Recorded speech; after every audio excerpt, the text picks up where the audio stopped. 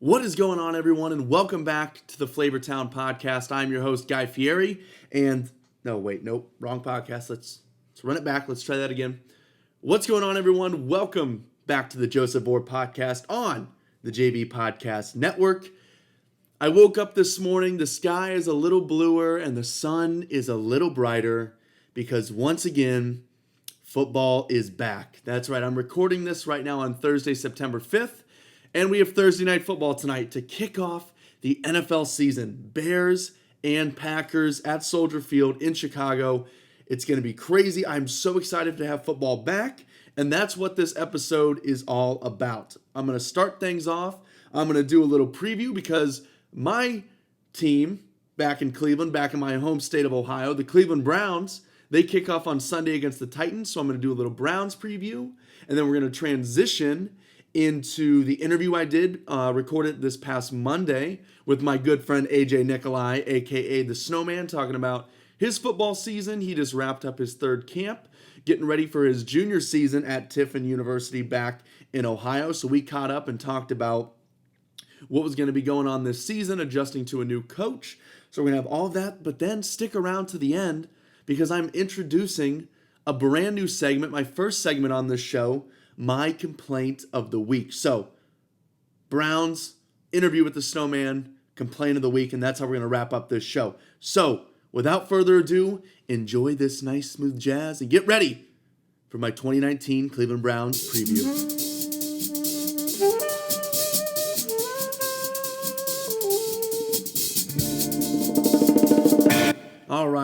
All right, everyone. Here we go. Cleveland Browns preview 2019. They open up on Sunday, as I mentioned, with the Tennessee Titans. This game is at First Energy Stadium in Cleveland on the lake. The Browns just announced yesterday on Wednesday that they are going with the extremely popular Color Rush jerseys as their primary home uniforms this year. So they are going to be in those. It's been a while since the Browns, I feel like, have kicked off a season at home, and they usually rock the all-white. So they usually rock the white tops and white bottoms. We're not going to see that this year. Backed by popular demand, they're going to be rocking the Color Rush uniforms, and it's just going to be fun because we really get to see this team finally let loose. You know, we're going to see all the defensive guys that we've been dying to see play together. Of course, we're going to see all the offensive guys we're going to see play together. We haven't seen Odell Beckham Jr. play one snap in a preseason game, so we're going to see him for the first time, see, of all these crazy highlights that we saw early on in camp of him and Baker, if that's going to be able to translate into real games, so that's going to be really fun, and, I mean, people are excited.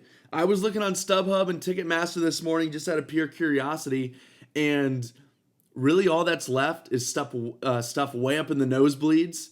It's scattered around the stadium, but even if you're sitting at the very, very top, you can't find really anything. You can't find anything that's under $100. It's crazy. You have seats on the club level that are going for upwards of $400-$500. So people are excited, and the Browns, at least on paper, they're back. So it's going to be really, really exciting. So the Browns, they've come a long way from season ticket holders giving away tickets on trick or treat, like for Halloween, when kids are coming up to the door, like, here's a Snickers and here's 2 tickets to the Browns-Bills game on Sunday because it's too cold, the team sucks, and I don't want to go. Definitely a long way from that. That is in the past, at least for now. So let's run through this Browns schedule real quick. As I mentioned, week 1, Tennessee at home. They're going to win this game. I think this is what's going to happen. The Browns are going to come out, and whether they have the ball first or not, whenever their first offensive possession is, it's going to be like, oh my God. It's going to be like that first possession of that Redskins game in the preseason where they went hurry up and Baker marched them right down the field and they scored a touchdown, and Odell Beckham Jr. is going to have a big play. The place is going to be rocking. It's going to be going crazy, and it's going to be one of those things where it's just like, oh my God, the Browns cannot be stopped. This is the Chiefs last year. We're going to score 50 points a game. But I think that it's going to calm down a little bit. Obviously, it's going to settle, but I think the Browns are going to get off to a hot start. They're going to slow down. They're going to struggle a little bit. There's going to be some timing issues on offense. I think the defense, for the most part, is going to be pretty solid, but at the same time, the Browns will get it together, and they're going to win this game ultimately. Week 2, Monday Night Football. They go to New York. They're playing the Jets. They're much improved. They had Le'Veon Bell. Sam Darnold is going to be in year 2, but Baker rises to the occasion. And just like he did last year when he came in relief of an injured Tyrod Taylor on Thursday Night Football at home against the Jets last year, we're going to see Baker rise to the occasion, and he's ultimately going to lead the Browns to a win in week 2, and they are going to be 2-0. Then the NFL's runner-ups, 2-0. Everyone's going to be fired up. It's like, bring on whoever. Bring on the Rams. Bring on the 2007 Patriots with Randy Moss. Like, bring anyone on. If they're coming to this stadium, no one can beat our Browns. I think that's how it's going to be. And with a young team, I think we're going to get humbled a little bit. The Rams are extremely talented. And make no mistake about it, Jared Goff, another year in that system with Sean McVay. The Browns are going to get humbled, and they're going to drop to 2-1. And it doesn't get any easier. The Browns will go to division foe Baltimore the next week, and I think the Browns, they're going to be better prepared after being humbled by the Rams, and they're going to put up a better fight, but they're going to lose a tough one in Baltimore. Week 5, they travel to California, to Northern California, to play the San Francisco 49ers, another Monday Night Football game. How about that? When is the last time the Browns not only just had one, but 2 Monday Night Football games in one season? I can't remember that. It may have never happened in my lifetime. So the Browns are taking on the 49ers. I think Baker's going to once again rise to the occasion on prime time. The Browns are going to go out to California. It's a business trip, just like the Cavs in 2016. They're going to take care of that team up there in the Bay Area, and they're going to dominate on Monday Night Football. Week 6, Browns have to travel back. It's a short week, technically. I know it's only one day. They have the Seahawks. The Seahawks are always tough. I think the Browns lose this. As I mentioned, short week, only by one day, but whatever. It's a lot of travel, and I think the Browns lose this one at home to the Seahawks. Then we have our bye week. Week 7 is when we have our bye. I think it comes at a really good time. The Browns get rested up after, once again, a short week, and they travel to New England to take on the reigning Super Bowl champs and Tom Brady with the Patriots. This is after a bye. I think the Browns lose. They're rested. They put up a good fight, but this game is in Foxborough.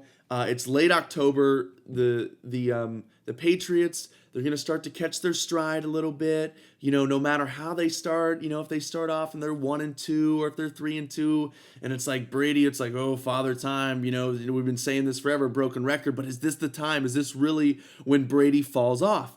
But no, I don't expect that this year at least. The Browns will put up a good fight, but it's in Foxborough, late October. The Patriots are going to start to catch their stride and start to build up playing their best football through mid to late November through December and the rest of the season. The Browns lose a tough one in New England.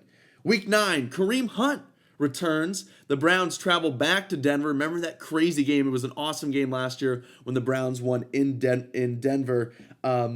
Speaking of Kareem Hunt real quick, before I talk about what's going to happen in this game, just looking at it from a football perspective, say what you want, whether it's morally right for him to be on the roster, whatever it is, let's look at it strictly from a football sense. Kareem Hunt, there is no risk in having this guy on your team. He's on a 1-year deal. It's for the minimum. It's like for $1 million. It's like for $1 or $2 million. It's nothing. And if he messes up, you cut him. You cut him. You're not our problem anymore.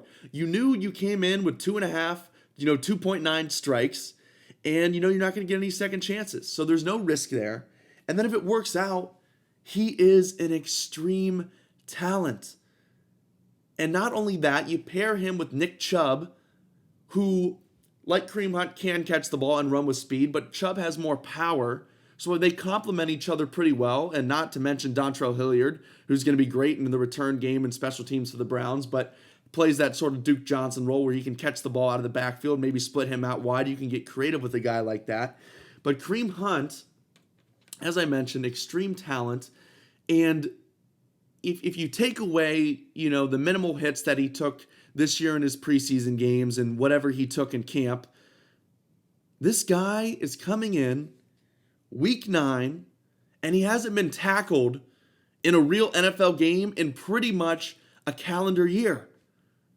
Think about how fresh he's going to be, how much pressure it's going to take off of Nick Chubb, who played a ton last year once we traded Carlos Hyde, and has now gone through pretty much half an NFL season here of getting hit And then you have a guy like Kareem Hunt, who has the same talent level, if not more, than Nick Chubb, and gets to. And I'm not saying Kareem Hunt's going to come in and be the number one, but he's going to give Nick Chubb a break. And this is at a perfect time of the year. The Browns come off a bye. We're halfway through the season now, and to what we think is hopefully going to be a playoff run down the stretch. When the first half of our season, we have one of the toughest strength of schedules, and then compared to the second half of the season, where we have one of the weakest strength of schedules. I think all of this lines up perfectly, timing-wise and fit, and like I said, it's no risk. So, back to the point, Week 9 at Denver. The Browns won here last year. They gutted it out. It was a really tough game. They had to come up with plays and winning time, and they did. They showed a lot of maturity. I think they go back-to-back years on the road to Denver and win. Week 10, home against the Bills. Here's where I think the Browns are going to get hot. They win against the Bills. I'll take Baker over Josh Allen any day, and I think the Browns defense they're going to force 3 turnovers, and they're going to have a fun day on the field in Week 10 against the Bills. Week 11, Pittsburgh, Thursday Night Football. It's a short week, I know, but I think the Browns are going to win. Once again, Baker, primetime, rises to the occasion. The crowd is going to be unreal. Rivalry game, November, I believe it is, against Pittsburgh, Thursday Night Football. It's going to be crazy. Browns win in Week 11. Week 12 now, they play Miami at home. I think it's going to be up to the Dolphins and the Bengals fighting for who's going to be the worst team in the league this year. And this is a trap game. It's at home. You're coming off, you've won, at least to my predictions, three in a row here. And you're coming off a huge emotional victory over Pittsburgh on Thursday night. This is a trap game, but I think the Browns, they just have too much talent, and they're barely going to skate by here. They're barely going to win that game. And then Week 13 at Pittsburgh, this is a loss. This is Big Ben revenge. Pittsburgh is going to be up to the challenge, not only the players on the field, but their crowd. The Browns are going to lose against Pittsburgh. Next week, Cincinnati at home. They're going to win. I think Cincinnati's terrible. They're going to be coming in about 20 pounds heavier because of all the Skyline chili. The Browns are going to win Week 14. At Arizona, the Browns, they will not lose this one because if all goes to plan, I'm going to be at this game. So the Browns, they won't lose. They were 1-0 with me last year. I saw them play against Cincinnati at home in the home finale. So the Browns are going to win that one.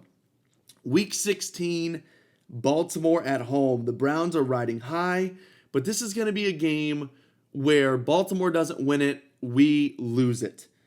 It's going to be, I think this is where a lot of, Freddie Kitchens being a rookie head coach, the Browns still being a very young team across the board. I think this is where some mistakes, some silly turnovers, not being able to convert off turnovers or not being able to get touchdowns in the red zone, just a combination of that stuff that teams that are still trying to learn how to win and young teams do. I think a lot of that's going to come out in the Browns. They're going to lose a tough one against Baltimore. Not to mention, there could be a lot of pressure here in terms of playoff implications, depending on how the rest of the division do and if the Browns take care of business. Week 17 in Cincinnati, the Browns are going to be pissed off, and they're going to take it out on the Bengals down there in northern Kentucky, and they're going to win. So if you add that up, 10-6, I think the Browns make the playoffs as a wild card team. I think Baker Mayfield goes from 27 touchdowns to 35. I think his interceptions go down from 14 to 9. And I think we're going to see his completion percentage, while it was very good last year, just under 64%, I think we're going to see it north of 65% this year from Baker Mayfield. Here's some big ifs for the Browns. Number one, the offensive line. We'll see how it goes. The offensive line in the second half of the year, when Freddie Kitchens took over as the offensive coordinator, played much, much better. They gave up hardly any sacks. They protected Baker. But we'll see how much of that, was them being better or if it was just more offensive philosophy where they were getting the ball out quicker. Because we did see at times, think back to that Baltimore game in the season finale where the Browns were trying to run the ball, and when the defensive line, and I know, and don't get me wrong, Baltimore has a terrific defense, probably the best in the league, or one of the best in the league, if not the best. There were times when they ramped it up last year with their stunts from their defensive line and their linebackers. especially in running situations, and the Browns flat out could not get a push, and they were getting pushed back and losing yards, what seemed to be almost every play when they tried to run the ball down the stretch. Kicker, Greg Joseph, he loses the job. We have a new kicker in there. We'll just see how it goes. It was shaky last year, but it's going to be a bigger deal this year because the Browns have the talent and should have the record to make the playoffs this year, like I predicted. I think they're going to be a wild card team. So the kicker is going to be a big deal because missed extra points, missed field goals here and there. You can't give up any games in the NFL. I don't care who you are. I don't care if you're Tom Brady. You can't give up games in the NFL. So kicker, that's going to be a big F. And last but not least, you have to talk about Odell Beckham Jr. And specifically with Odell Beckham Jr., his ego and personality that at times has gotten the best of him and has gotten in the way. So first off, I think Odell Beckham Jr. is in a great situation. He's with a very talented young team. He's with a fan base in Cleveland that will be very loyal and has already embraced him and loved him. And then let's start with the quarterback. I think what you have in Baker Mayfield right now, and certainly the upside, is more so than what he had in his years and the version that he had of Eli Manning in New York with the Giants. And outside of Baker Mayfield, let's talk about Jarvis Landry. His best freaking friend. Those guys are practically brothers. They both played high school ball in Louisiana. They were teammates at LSU. And not to mention the wide receiver coach for the Browns was at LSU and worked with Odell Beckham Jr. and Jarvis Landry. So you would have to imagine this is a comfortable, safe space for a guy like Odell Beckham Jr. and a guy with that big of a personality. Now here's where things get iffy. When things are going great and the Browns are winning and he's a big part of the offense, I think he is going to be no problem at all. It would be tough. It would be nearly impossible to find a guy that is getting the receptions that he wants, getting the attention that he wants, his team's winning, he gets along with the guys. It'd be very tough to see someone who crumbles and isn't a fan of that situation. But here's where things might get tough. Let's just do a hypothetical here. It's week 1. It's Sunday. The Browns, they have that big first drive that I talked about, right? Odell Beckham Jr. has 2 big catches. One of them, he gets out in space, makes a couple moves, 15 yards. The other one is a deep burner. It gets the Browns into the red zone, get down to the 3-yard line, and Nick Chubb punches it in. That's how the first drive goes. But for the rest of the first half, Tennessee changes up their defense. They're double teaming Beckham. Baker's going through his pre-snap analysis at the line, and he's like, they got him doubled at the line. They're bracketing him with this safety. We're throwing the ball like, Odell, I know you're great. You're a superstar. You're one of the best receivers in the league. But that's not the read here. So if teams are taking him away, how is he going to handle it if he's not getting the targets, if he's not getting the receptions that he feels like he needs and deserves? And rightfully so. He's a terrific talent and he's an incredible player. But if defenses are doing that and forcing Rashard Higgins and Jarvis Landry and Nick Chubb, which are none of those guys are slouches, I will be completely fine if they want to use extra defenders on Odell Beckham Jr. Like, fine. You can't do it the whole game because the other guys, they're really good. And Baker Mayfield is really good. So I have no problem with that. But how will Odell Beckham Jr. handle a situation like that? That's why it's a big if for me. And also he's injury prone. So between that and, situations, he could be a different guy drive to drive depending on how things go. We'll see.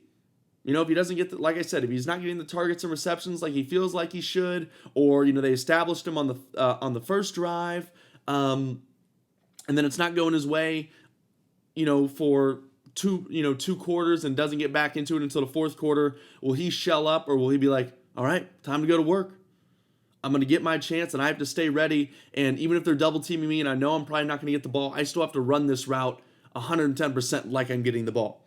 Which leads to another thing. A thing that could be detrimental to the Browns is, Odell hasn't had a ball thrown to him in a while.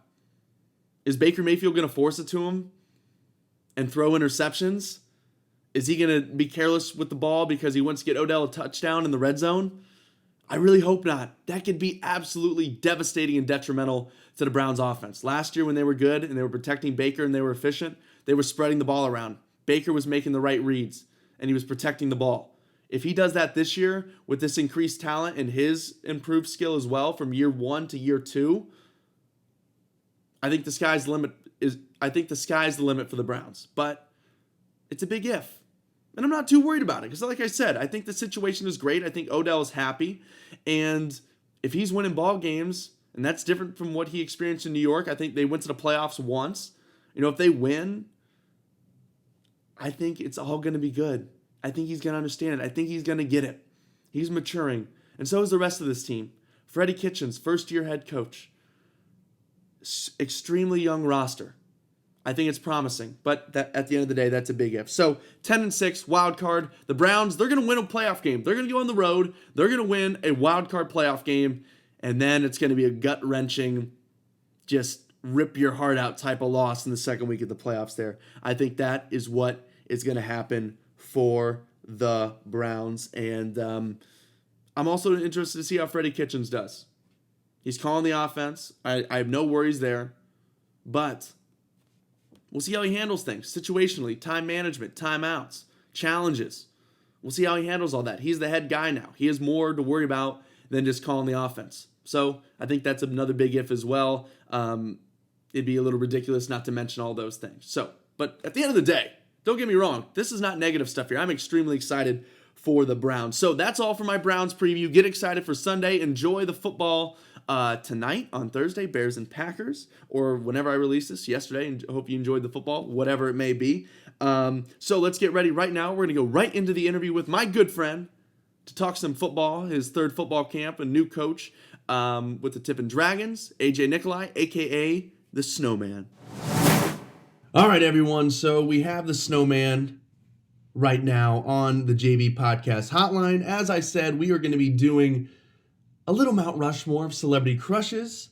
We're going to be talking to him about football camp, the upcoming season. They kick off in less than a week, and they have a new coach in town, so I want to find out what's going to be going on this season. So let's go ahead and bring in AJ Nikolai, a.k.a. the Snowman. Snowman, how you been, man? Good, but I think you just blew my cover on your show here. You just called me by my full name. I know, but I just, I wanted everyone to hear that. Everyone knows you by your stage name. That used to be against the rules back on the Way She Goes podcast back in its heyday. Yeah. Back when we were just kids being kids, man. Yeah, that's when we were just having fun before all this, money got involved. Right. It's since gone to the graveyard, but okay, before we do a deep dive into football here, let's get down. Let's do some serious business here with our Mount Rushmore of Celebrity Crushes. We're totally ripping off. Pardon my take, of course, they do Mount Rushmores, but they don't own the topics. We're going to come up with our own stuff. We're going to create our own things. They don't own Mount Rushmore, so we're going to give them a run for their money. So and if they want to come at us, they can come right to you because it's the Joseph Vore podcast. Freaking bring it to him. That's right. My name's on the thing. It's all me. All the liability just falls on me. Okay, so I'm going to let you kick this off. We're going to go through here, and then probably before we do our fourth one, our last one, we'll do some honorable mentions. But you are my guest, so I'm going to let you go first. Why don't you kick it off for us? Well, I think this is the most obvious celebrity crush of all time. If you were a 13 to 16-year-old boy in the heyday of the Transformers movies, you know exactly what I'm about to say, and that's Megan Fox. Absolutely gorgeous. Transformers, Megan Fox, number one of all time. The scene over the hood. Oh, dude. It's forever in our memory. Dude.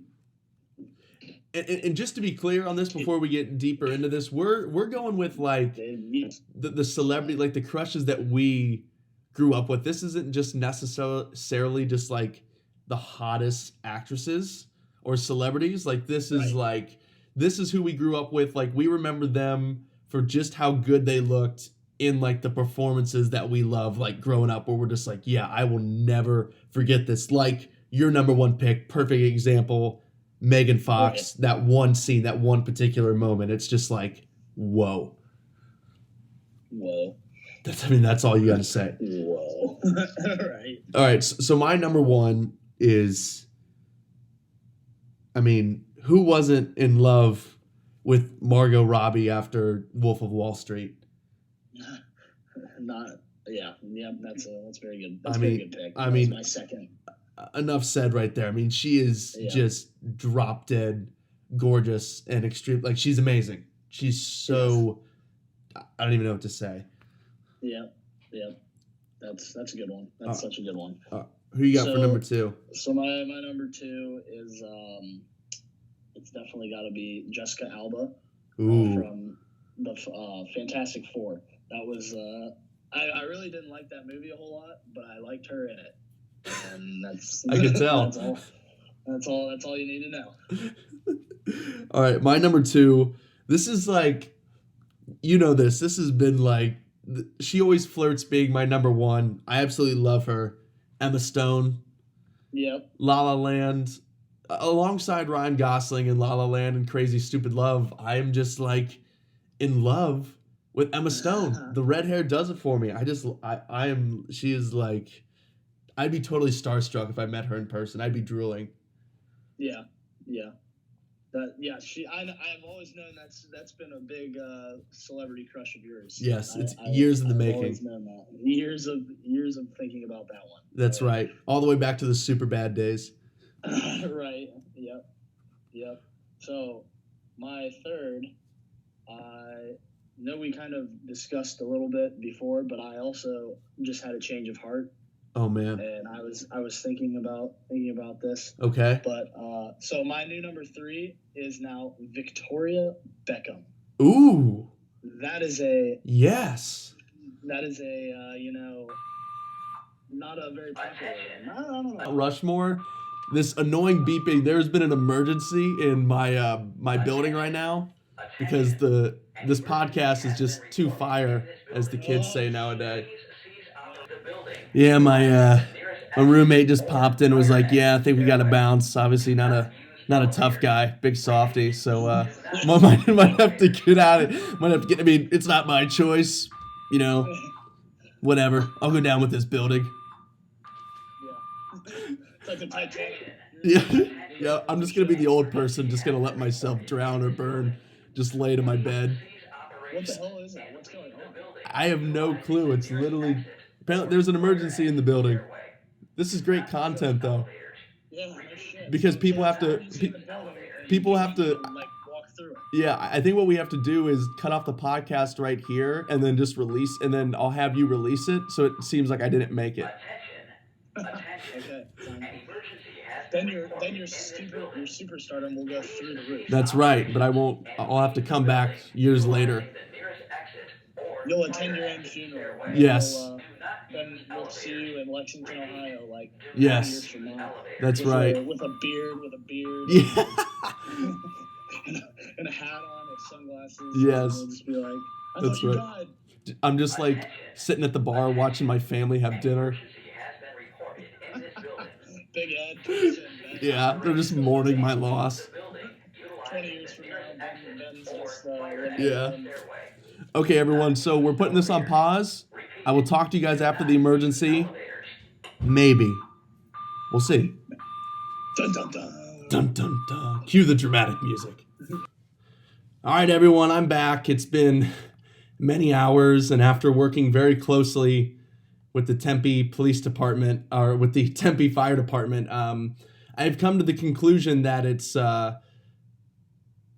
was the same thing as it is every time the fire alarm goes off in a heavily college resident apartment. It was some idiot stoner was smoking the grass and totally forgot that he had a wicked bowl of mac and cheese on the stove and left. And he came back. He's like, "Yo, like, my place is on fire. So that's definitely what it was.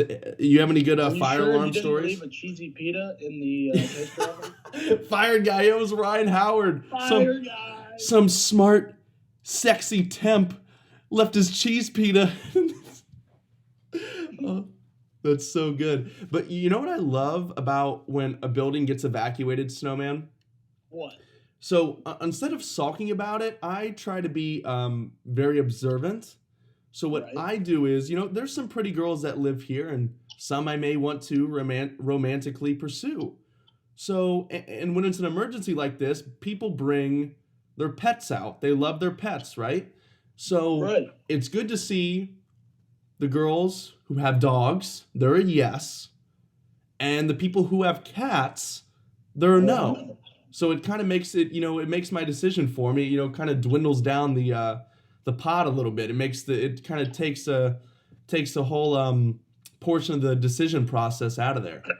Yeah, that's a nice little tactic you got there. Yeah, so always be observant. That's a message for the kids out there. Rule number 1, Zombieland. Yes. Any movie or anything where we can incorporate rules like Zombieland or Wedding Crashers, yeah. I'm in. I know you're in too. Oh yeah. Okay, so we're through. Did you give your third pick? You had No, I did not. I gave my first. No, yeah, I did. Yeah, Victoria Beckham. Pick, right? Yeah, yep, Victoria Beckham. Okay. You have to give your third. Yes, we were cut off. Okay, number 3 for me is, I think, the only woman that's pretty much perfection. Ryan Reynolds, you dog, Blake Lively. Oh, yep, there it is. Oh, man. I was waiting for it. I purposely did not pick that one just because I knew you would. Appreciate that. I love that tweet. I forget when I saw it. It comes around, those tweets that come around, and I always retweet it. It's like just a collage of Blake Lively, and it's just like the caption is, nobody's perfect except for Blake Lively. And I'm like, yes. That's right. Yes, that's retweet. Right. I can't retweet it fast enough. All right, Snowman, before we give our final picks, you want to run through some honorable mentions? Absolutely. Okay. So, you got any off the top here? Yeah, I'll go with one. Okay. So this is who I replaced Victoria Beckham with. Or who, the other way around, I'm sorry. And that would be Kate Upton. Okay. Good. Just a solid pick. Yeah, that's all I got. Yeah, if you're a young kid and you found out what YouTube was, that Cat Daddy video was probably one of the first things that you came across. Yeah, for sure. What do you got? Okay, kind of going similar there. I'm going to throw it into the Stone Age rather than the YouTube. For kids more our age that were born there in the late 90s. If you weren't going to a sleepover and finding a way to throw on Titanic and zoom it to the draw me like one of your French girl scenes. That's a celebrity crush for like a lot of kids that are our age, because if you didn't have at least one of those sleepovers growing up, then you were doing it wrong. Right. Here's one for you. Yeah. She's in That 70s Show. Yeah. You already know. Everybody knows because that's Mila Kunis. Big time. What was she in? Friends with Benefits. That's a pretty good movie. What else? Ted. She's in the Oz the Great and Powerful movie. I don't know if a lot of people have seen that or not. She's in Ted. Yep. That's a good honorable mention, I think, for Mila Kunis, big time. Here's one too, just because this is way back in the day. One of my first favorite movies, Olivia Newton-John, Grease. But talk about the range, right? Super innocent, kind of, the girl who's super innocent, the brand new student. And then by the end, she's got the cigarette going. She's got the leather pants on. I mean, what range? And she plays both of them amazing. She's incredible. Yeah. Yep. Absolutely. I absolutely agree.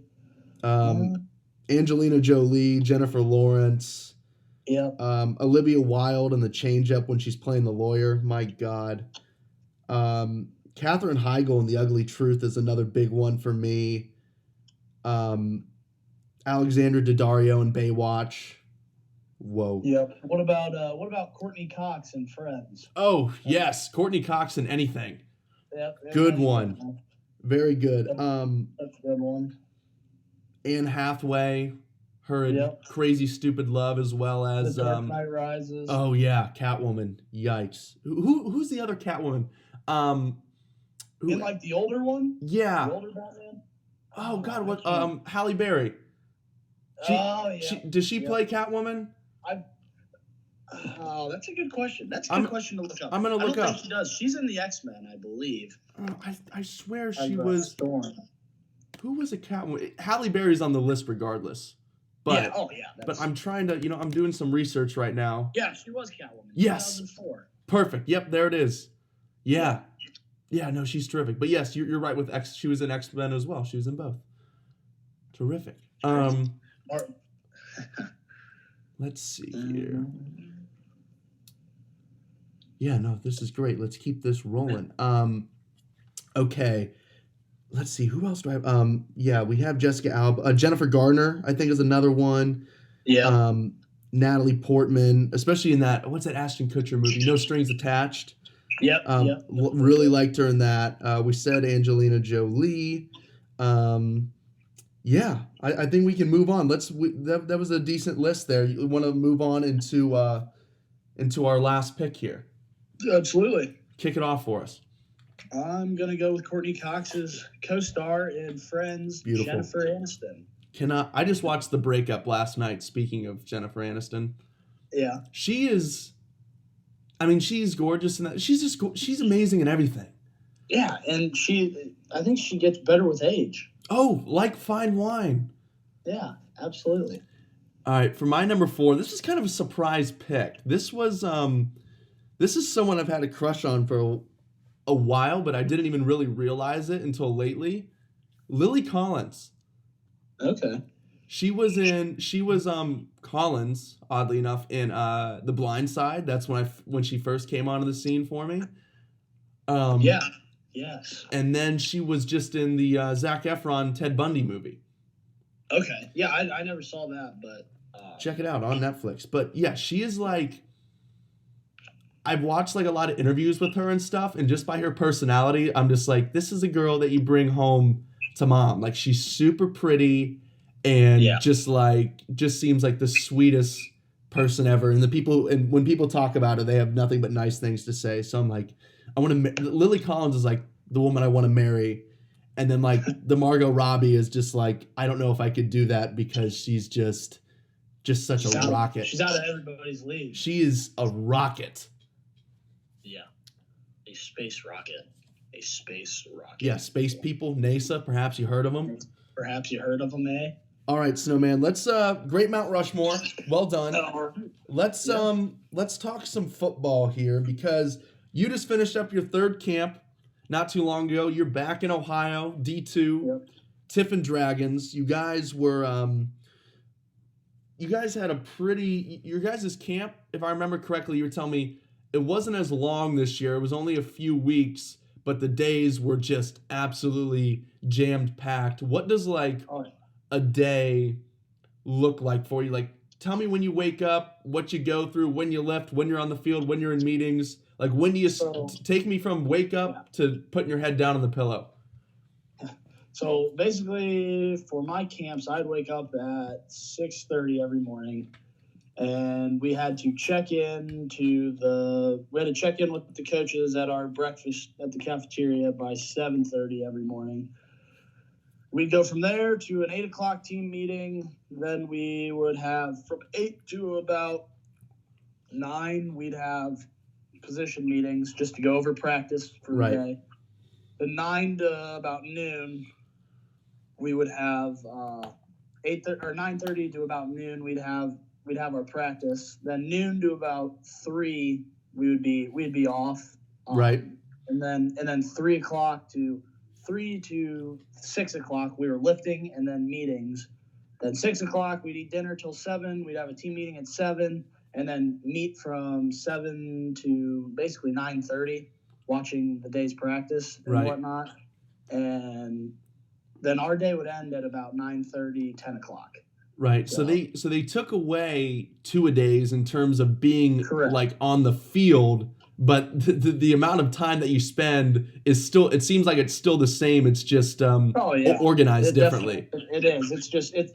I mean, the thing about football camp and when you get to college is there's just meetings. They have meetings to meet. There's there's just meetings. Meetings to talk about the meetings.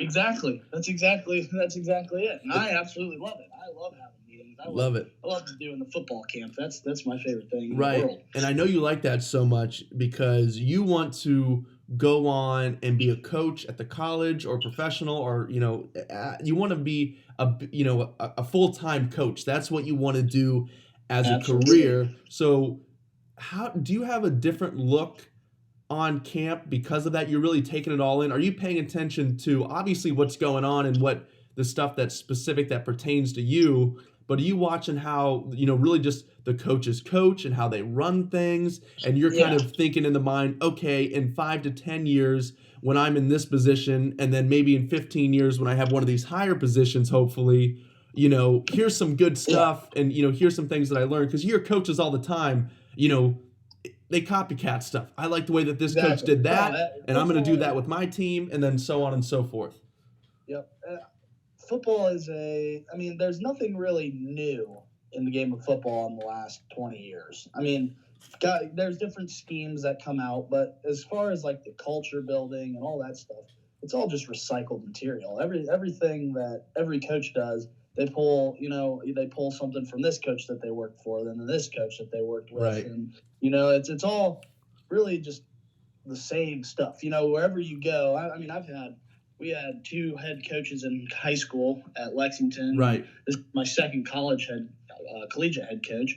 Now obviously all their culture stuff's a little bit different, but it's all based on the same stuff. Don't be a knucklehead and be a good person. So as far as that's concerned, but what you said about am I looking at the like how they're running things? Yeah, I am. A lot of guys obviously I'm taking my notes on schematic stuff and what we're doing offensively, or what the defense is doing. But also I've also tried to make it a point where anytime I see something that I like or I think really was beneficial to the team or something, I'll write that down as well. Yeah. I got that idea from a buddy who coaches Division I football. He told me that, because I've been in contact with him a lot, about wanting to coach and what I should do, to make that happen. And he one of his things he told me one night was just, keep a notebook or something on your phone or on a hard notebook about just like things you like, things you don't like, things you would do, things you wouldn't do, just different stuff like that. So I've done a lot of that. And I think I'm kind of starting to create my own deal for whenever I may have the opportunity to be a head coach or whatever it may be. Beautiful. How also because you've gone through several position changes since stepping on campus for that for your freshman camp. Yep. Came in as a receiver. You've done some place kicking. You've worked at quarterback, and you're on some special teams units. How has that been beneficial? Because you're working really closely with different coaches, and then you're just seeing things, differently. Yeah. So I spent my first year and a half really as a receiver in the receiver room. So I really got to learn how to play receiver. High school it was run a post, run a corner, just run the route and hopefully it works. Right. That first year and a half I really learned from my coach, the receivers coach here, Coach Horn, and then another NFL alumni who went to Tiffin, Nate Washington, spent 10 years in the league, won 2 Super Bowls. He would come to our camps. He came to the last 2 camps and really was like showing us how to technically run routes and your releases, your stems, your breaks, everything, catching the ball, doing everything like that. Right, because routes cannot be so straightforward. It's just like, hey, run a post, but here's a little move that doesn't throw off the timing, but gets that defensive back just off balance enough. Yep, that's exactly right. And everywhere you go, there's great coaches all over America. Everywhere they go, they're showing you the same stuff, and it's really cool, I think, to have the specific teaching of how to do that stuff. Right. But yeah, so I spent the first year and a half playing receiver, and then I kind of transitioned to kicker, be out of pure necessity. Yeah.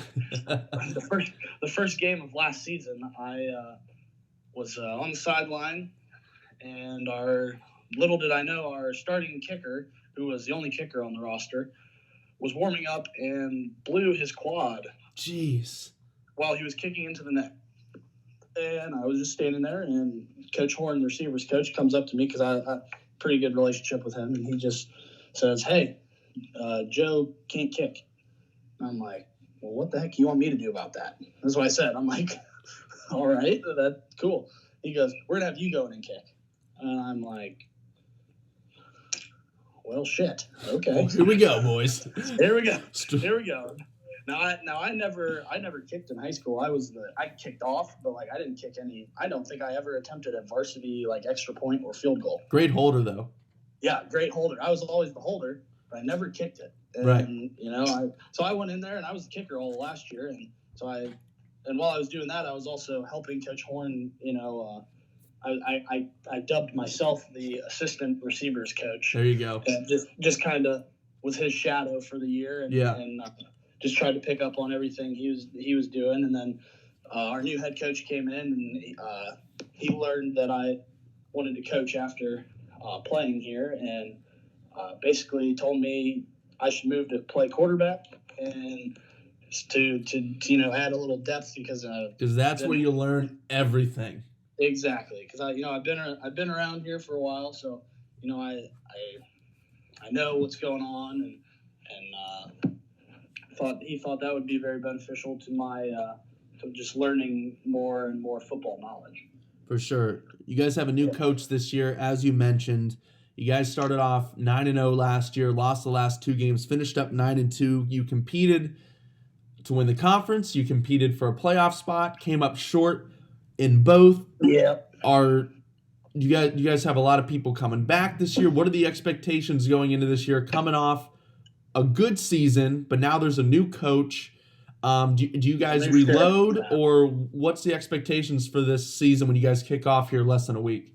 I mean, everybody's got the same goal at this point in the year. Everybody wants to win their conference and make the playoffs. Right. I think we were 1 game away from making the playoffs, and 1 game each, I guess, of winning the conference and making the playoffs last year. I think that's still our goal. Still our goal to go out and to win the conference and make the playoffs.